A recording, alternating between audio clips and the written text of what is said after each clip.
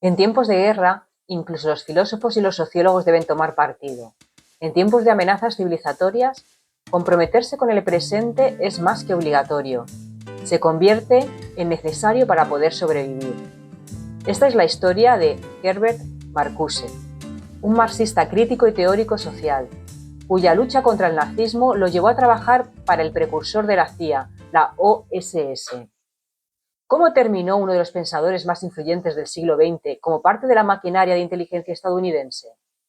Herbert Marcuse nació en 1898 en Berlín, en el corazón de una Europa que se preparaba para cambios radicales, y murió el 29 de julio de 1979 en la ciudad de Starnberg, Alemania, donde estaba participando en diversas actividades académicas. Estudió en la Universidad de Friburgo, donde fue profundamente influido por las ideas de Martin Heidegger, aunque más tarde se distanciaría de su maestro debido a su asociación con el nazismo. Fue en este periodo cuando Marcuse comenzó a cuestionar las estructuras del poder y a buscar una filosofía que conectara teoría y práctica. Como miembro de la Escuela de Frankfurt, Marcuse se dedicó a analizar las contradicciones del capitalismo, combinando marxismo, psicoanálisis y crítica cultural. En 1923, el Instituto de Investigación Social abrió sus puertas a la Universidad de Frankfurt. Su misión era ambiciosa: estudiar las raíces de las desigualdades sociales y las fuerzas invisibles que moldean nuestras vidas. Inspirados por las ideas de Karl Marx, pero alejándose del dogma, estos académicos querían algo más: no solo interpretar el mundo, sino transformarlo.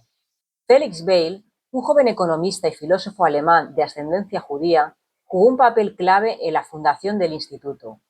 Weil, hijo de un próspero comerciante de granos, usó parte de su fortuna personal para financiar la creación del instituto. Su intención era crear un espacio donde se pudiera desarrollar análisis marxistas, académicos, sin las restricciones políticas de los partidos comunistas ortodoxos. Desde su fundación, el instituto estuvo formalmente vinculado a la Universidad de Frankfurt. Este respaldo institucional permitió cierto grado de estabilidad inicial, aunque el financiamiento principal provenía de recursos privados. Entre los nombres que brillan en la historia de la Escuela de Frankfurt encontraremos a Theodor Adorno, quien desnudó los mecanismos de la industria cultural; Max Horkheimer, quien unió filosofía y sociología para criticar el capitalismo; el propio Herbert Marcuse, el profeta del pensamiento radical en los años 60, y Walter Benjamin, un visionario que exploró cómo la tecnología transforma nuestra experiencia del arte. Adorno y Horkheimer, en su obra conjunta La dialéctica de la ilustración, lanzaron una dura crítica. La ilustración, lejos de liberarnos, había sido secuestrada por la razón instrumental, utilizada para dominar tanto a la naturaleza como a los seres humanos. Pero la llegada de Adolf Hitler al poder en 1933 cambió todo.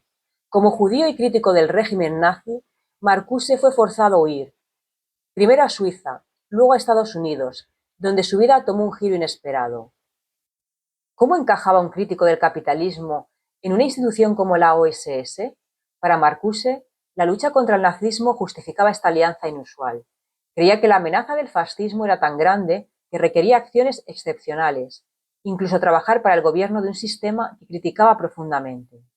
Sin embargo, esta colaboración no estuvo exenta de tensiones internas. Marcuse seguía siendo fiel a sus ideales, y después de la guerra retomó su crítica al capitalismo con más fuerza que nunca. Tras el final de la Segunda Guerra Mundial, Marcuse regresó a la academia, pero el gobierno estadounidense no olvidó su nombre. En los años 60, Marcuse se convirtió en un ícono de los movimientos estudiantiles y de la contracultura, gracias a obras como Eros y Civilización y El hombre unidimensional. El concepto central de Marcuse es el hombre unidimensional. Este término describe a un individuo que ha perdido la capacidad de cuestionar, de imaginar alternativas al sistema en el que vive. En pocas palabras, vivimos atrapados en un mundo donde solo existe una forma de pensar, la que nos dicta el sistema. ¿Por qué sucede esto? Marcuse explica que las sociedades modernas nos controlan de maneras sutiles pero efectivas, principalmente a través de dos herramientas: el consumismo y la tecnología. Marcuse habla de necesidades falsas, Estas son necesidades creadas por el sistema para mantenernos ocupados y dependientes. No necesitamos el último modelo de teléfono, pero lo deseamos porque hemos sido programados para pensar que eso nos hará felices. Las necesidades falsas perpetúan el trabajo alienante y la distracción. Nos hacen creer que estamos satisfechos, mientras ignoramos las profundas desigualdades y la falta de libertad auténtica. Para Marcuse, la tecnología no es neutral. En las manos equivocadas, se convierte en una herramienta para reforzar el control. Aunque promete liberar a las personas del trabajo pesado, en realidad profundiza la dependencia del sistema. Marcuse veía cómo la tecnología podía ser emancipadora, pero también cómo era usada para reforzar jerarquías y mantener el status quo. Pensemos en cómo los algoritmos hoy determinan qué vemos, qué compramos y hasta qué pensamos. Una de las observaciones más brillantes de Marcuse es cómo el lenguaje se convierte en una herramienta de control. Palabras como progreso, democracia y libertad son manipuladas para justificar las acciones del sistema, dejando poco espacio para cuestionarlas. Aunque su diagnóstico es sombrío, Marcuse veía esperanza en los márgenes de la sociedad.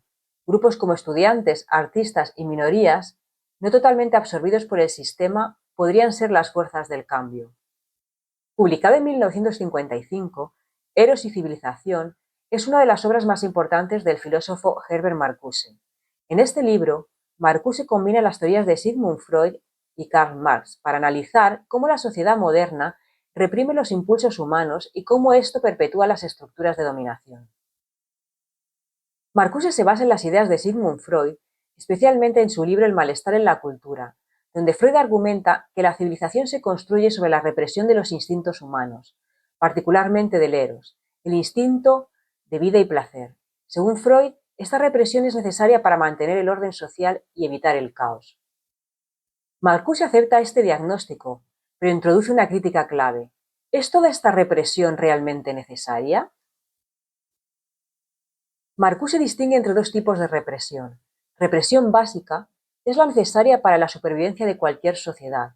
Por ejemplo, renunciar a ciertos impulsos para cooperar con los demás y garantizar la producción de bienes básicos. Represión excedente. Es la represión adicional impuesta por el sistema capitalista para mantener la explotación, el trabajo alienado y el control social. Esta represión no es inevitable, sino una construcción histórica.